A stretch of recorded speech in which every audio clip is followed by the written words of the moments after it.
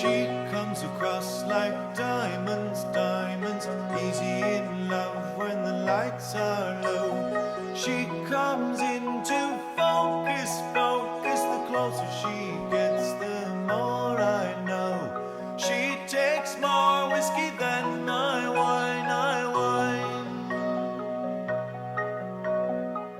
Only a few nights ago, I was watching a video by Whisky Jason, Whisky aus der Sicht eines Amerikaners. And what he did was he reviewed two Teeling whiskeys side by side. They were Teeling single pot still batch number 2 and batch number 3, which he said he didn't like, but they were better than the batch number 1. And what he gave me is the batch number 1, Teeling single pot still, bottled at 46% alcohol by volume, and it's a whiskey base number 120243. I have the batch 1. This is the first one, and according to him, the worst one. So I'm going to have a little fun with this and see what I think of it. I've been primed already by watching his video telling me he didn't like it. Okay, we'll see. But there were some videos that whiskeys that he liked that I didn't, that he gave me. There was one from Cotswolds that was like 60.2% alcohol by volume, and I didn't get anything out of it. So here we go. In the interest of science, I will pour this Teeling single pot still batch 1, bottled at 46% alcohol by volume. I will put the bottle sideways so that I can get every last drop of this whiskey, this Irish whiskey. I'm kind of doing an international night tonight because I did a Canadian whiskey first. Now I'm doing an Irish whiskey. Then I'll be doing this Scotch. And then I'll be doing an American whiskey, a sample of American whiskey, which is probably mostly Canadian. That seems to be a trend, especially when it comes to rye whiskey. They're using Canadian rye whiskey in American whiskey, or blending it with bourbon and calling it an American blend, with the American brand on it. Now, from what I understand, this Teeling single pot still whiskey is not old. It's like, what, 2 or 3 years old. I'm not sure, but from what I understand and after watching Whisky Jason's video, interesting. On the nose, I'm getting, you know what this reminds me of? This reminds me of what I smell when I open up that bottle of Slivovitz that's been in my fridge for about 3 years. Slivovitz, in case you didn't know, is Croatian plum brandy. And the suggested way to consume it is to put it in a shot glass. Well, first put it in the refrigerator. That's a bad sign right away. Put it in the refrigerator. Put it in a shot glass like this one here, and dump it right down the hatch.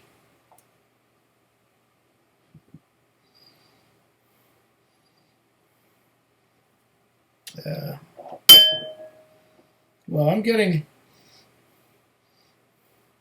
a little bit of that poitin young raw alcohol note.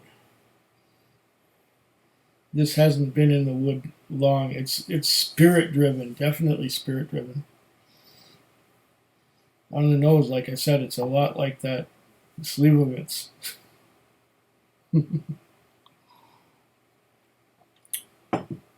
I'm gonna have fun with this. Let's see what kind of legs we get.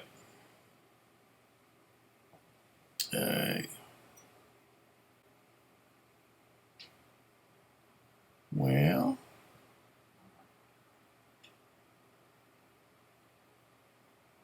they seem to be secondary legs right on that margin right there. Not too bad. They take a little while to form, but then they rush right down. Got some viscosity to it at 46%. I get some pears.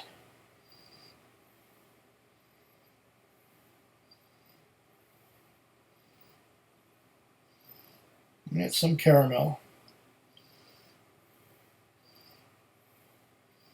I'm getting some maltiness.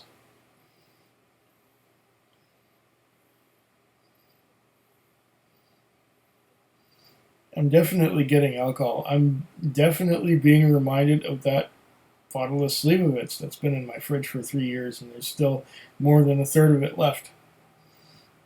On rare occasions, I'll go along with a shot glass like this when I go past my fridge, and I'll just top it up and shove it down, and no one's the wiser. And that was not a pun about a Canadian brand of whiskey.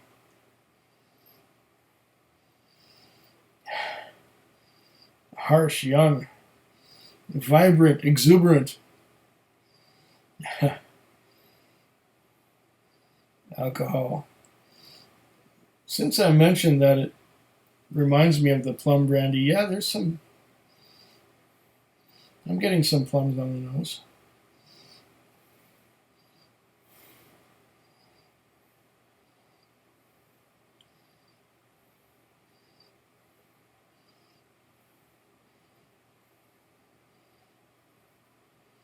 So you could say orchard fruit, but that alcohol,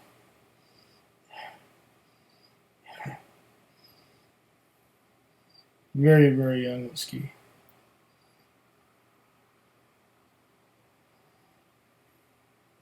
I think I'm going to taste it now. Wait. Let's wash the mouth out.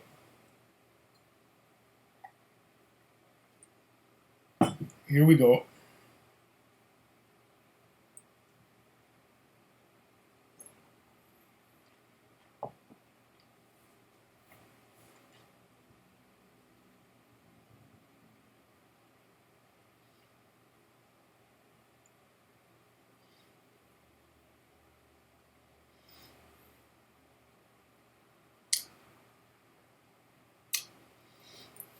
Ooh.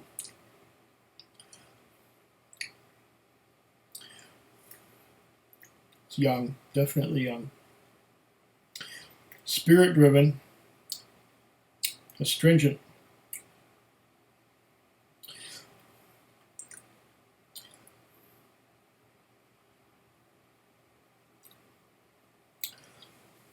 First, first thing I got, my first impression was I got alcohol went up my nose from inside. And then I'm not getting much flavor at all. It's astringent. It's dry. Oh. I'm going to take another sip because that was just the first sip. The second sip usually gives you a more representative impression about what the juice is like. Here we go. The nose seems to be softer than it was before. I'm getting some pears faintly on the nose. You know what else it reminds me of? There was this eau de vie stuff that my dad had when I was a kid, and it was like a pear alcohol or pear something. It came in a square bottle, similar to this Weiser's bottle, but it was narrower and taller. It was made by a company called Reader, and what became of Reader since then, back in the 70s, and Dad had these empty bottles around, and I would sniff them to find out what's in there. And it smelled like pears. And that Reader company or distillery ended up becoming 40 Creek in Grimsby, Ontario, in Canada. So it was interesting how things go around, how this Irish whiskey on the nose reminds me of, I get pears on the nose, and it reminds me a little bit of that pear note that I got out of the bottles of Reader Quiche, Kirsch, not quiche. Quiche is a French pie, but Kirsch was kind of like a Swiss eau de vie.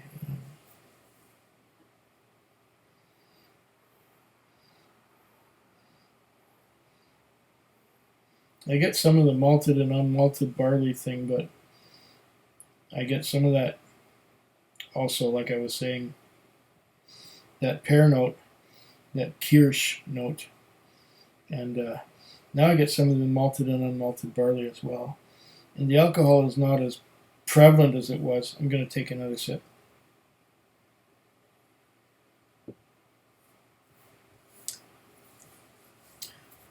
Definitely spirit driven. It's poitin all over the place. Let's add just a little bit of water and see what happens. I don't find it unpleasant,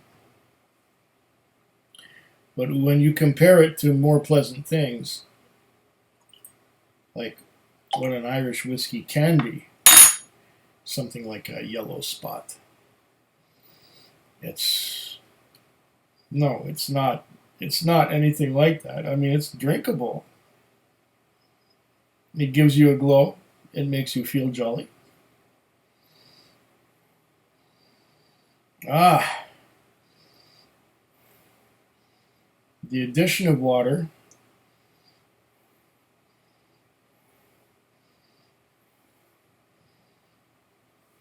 has made the barley come forward. It's made the pear note move aside. So I'm not getting so much Kirsch as I was before. I'm getting more grain now that I've added some water. And that would be malted and unmalted barley. I'm getting very little wood influence. Maybe just a hint. A hint of that ex-bourbon barrel vanilla, but very, very little. Very little. This is spirit driven all the way. Even now that I've added some water, it's wanting to go up my nose from inside.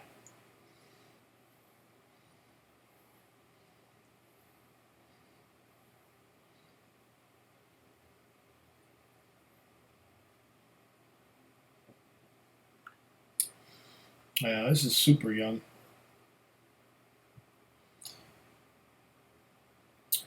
If Teeling were trying to demonstrate how their whiskey evolves from poitin to a fully matured Irish whiskey, they probably have done that, have been successful at doing that, to show how the whiskey evolves. But I'm not saying it's bad. I could get used to it.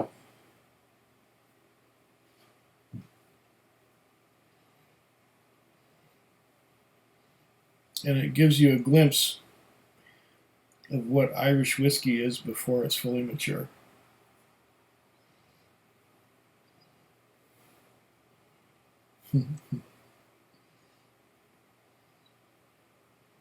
It's interesting.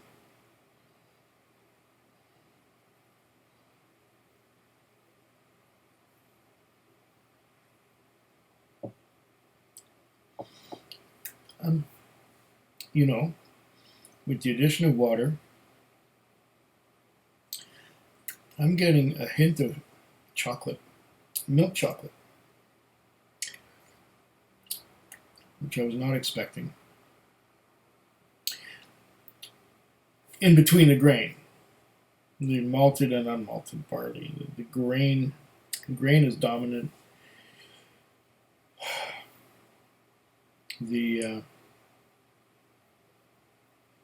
The spirit is dominant. The casks haven't done much to this at all. Very interesting. Slancheva. Food Quig. Food quick. Food quick. Food Quig. Food quick. Yeah.